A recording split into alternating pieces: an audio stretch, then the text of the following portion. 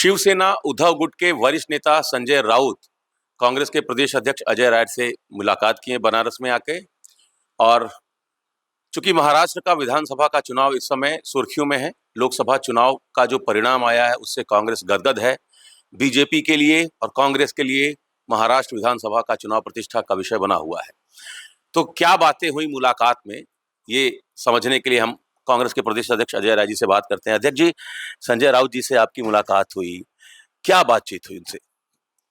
बातचीत वो काशी बाबा विश्वनाथ के दर्शन करने आए थे अपने माँ को लेकर, और निश्चित तौर से हम लोगों ने उनको अपने आमंत्रित किया। कल वो आए और बातचीत का जो निष्कर्ष निकला कि वहाँ पर इस बार महाअघाड़ी की सरकार बनने जा रही है महाराष्ट्र में, और निश्चित तौर से हमारा ये गठबंधन मजबूत है और पूरी ताकत के साथ महाराष्ट्र में आगे बढ़ रहा है, ताकत से काम कर रहा है और आम जनता के हित के लिए काम कर रहा है। महाविकास अघाड़ी में समाजवादी पार्टी भी शामिल होना चाहती है, वो 10 सीटें मांग रहे हैं, इसको लेकर भी कोई बातचीत हुई क्या? नहीं, ये निर्णय तो राष्ट्रीय नेतृत्व का है। हम लोगों से जो उन्होंने बात की उस पर कि यहाँ उत्तर प्रदेश के काफ़ी लोग महाराष्ट्र में रहते हैं। आप मुंबई है, बड़े जो शहर हैं इनके, पुणे है, नागपुर है, जो भी बड़े शहर हैं वहाँ पे, वहाँ काफ़ी संख्या में हमारे उत्तर भारतीय लोग हैं। तो उनके मजबूती के लिए, उनको साथ जोड़ने के लिए, कांग्रेस के साथ महाअघाड़ी के साथ जोड़ने के लिए उन्होंने कहा हम लोग बिल्कुल पूरी ताकत से चलकर मदद करेंगे और सबको जोड़ेंगे, ये हमने विश्वास दिलाया है। जी। एक महत्वपूर्ण सवाल उत्तर प्रदेश के कॉन्टेक्स्ट में है कि बीजेपी के नेता हैं कौशल किशोर, वो अब डीपीए यात्रा निकालने जा रहे हैं। बीजेपी ने जो समीक्षा की है लोकसभा चुनाव परिणाम की, उसमें उनकी समीक्षा में ये बात सामने आई है कि दलित वोटर्स जो हैं वो उनसे छिटके हैं, तो दलित, पिछड़े, अगड़े, इन तीनों का कॉम्बिनेशन बनाकर बीजेपी अब डीपीए यात्रा निकालने जा रही है उत्तर प्रदेश में। कांग्रेस भी अनुसूचित जाति के वोटरों के बीच पैठ बनाने की लगातार कोशिश कर रही है। तो अब अनुसूचित जाति के वोटरों को लेकर दोनों तरफ से रसाकशी चल रही है, इसको किस तरीके से आप देखते हैं? देखिए, सबसे बड़ी बात मैं कहना चाहूँगा अमित जी, कि ये जो यात्राएं निकाल रहे हैं, जो भी कर रहे हैं, आप शासन सत्ता में बैठे हैं, प्रदेश में आपकी सरकार है, केंद्र में आपकी सरकार तीसरी बार बनी है। केवल यात्रा निकालने से लोगों का पेट नहीं भरेगा, लोगों का जीविकोपार्जन नहीं होगा। आपने सत्ता में रहते हुए कितने लोगों को नौकरी दिया, कितने लोगों को काम दिया, कितने परिवारों के आपने रोजी रोटी की व्यवस्था की। अब जनता वो देखेगी। आज मैं विपक्ष में हूं तो मैं यात्रा करूं या सहभोज करूं, जनता मान लेगी। पर जिस दिन अजय राय सत्ता में आएंगे, जिस दिन मैं सरकार में आऊंगा, जिस दिन हमारे हमारे प्रधानमंत्री मुख्यमंत्री हमारे बनेंगे, उस दिन जनता यह कहेगी कि हमें रोजगार चाहिए, हमें नौकरी चाहिए, हमें काम चाहिए। अब सहभोज से, यात्रा से काम नहीं चलेगा। तो मैं यही कहना चाहूँगा कौशल किशोर जी को कि लोगों को नौकरी दिलवाइए, काम दिलवाइए। केवल गुजराती काम करेंगे, केवल गुजरात के ठेकेदार काम करेंगे, मोदी जी के और अमित शाह जी के लोग काम करेंगे पूरे देश में, और यात्रा निकाल के आप जनता का वोट ले लेंगे, ये नहीं चलने वाला। आपने कितने लोगों के घर में राशन की व्यवस्था कराई है, कितने परिवारों को आपने नौकरी दिया, कितने परिवारों का चूल्हा जल रहा है आपकी वजह से।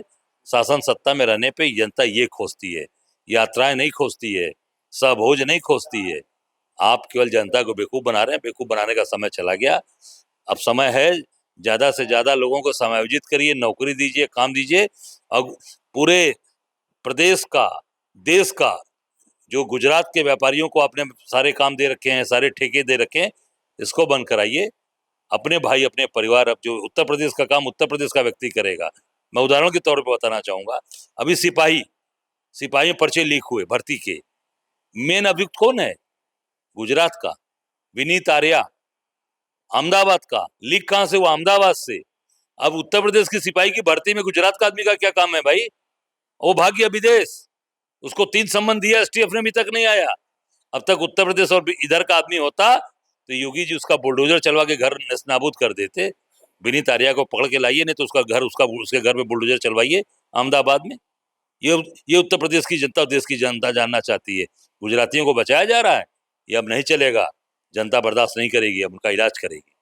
उपचुनाव को लेकर क्या तैयारी है? उपचुनाव में सपा कांग्रेस का गठबंधन किस तरीके से काम कर रहा है? हमारा देखा आपने, हमारे नेता राहुल जी ने भी कहा, अखिलेश जी ने भी कहा कि 300 सीट जीतने का लक्ष्य रखा गया है।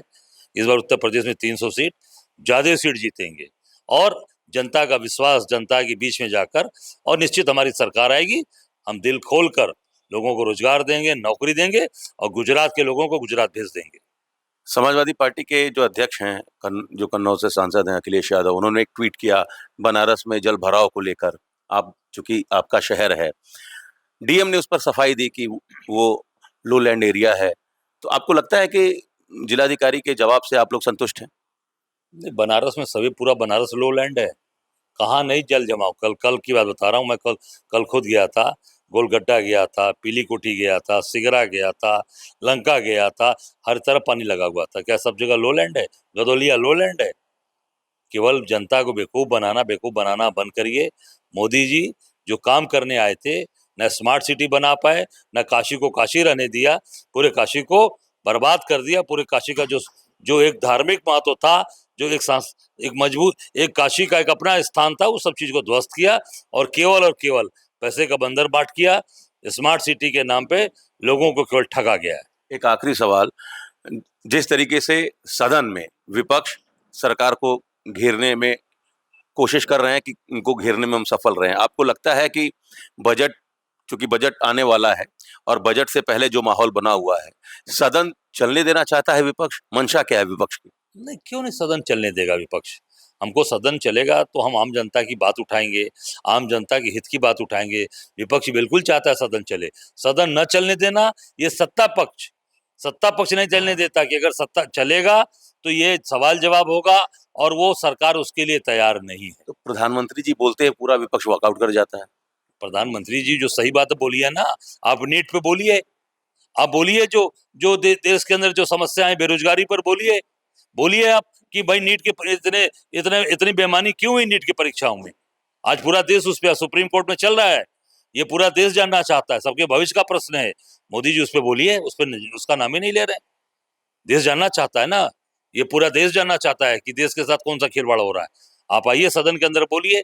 जब नहीं जवाब देंगे तो निश्चित तौर से विपक्ष घेरेगा, और जब विपक्ष घेरेगा आप उसका जवाब नहीं देंगे तो विपक्ष बाहर वॉकआउट करेगा। चलिए, तो 300 सीटें जीतने का लक्ष्य रखा है इंडिया गठबंधन ने उत्तर प्रदेश के विधानसभा के चुनाव में 2027 में। ये उनका लक्ष्य है और इसके लिए लगातार सतत प्रयास जारी है। Amit Singh, TV9 UP, Varanasi.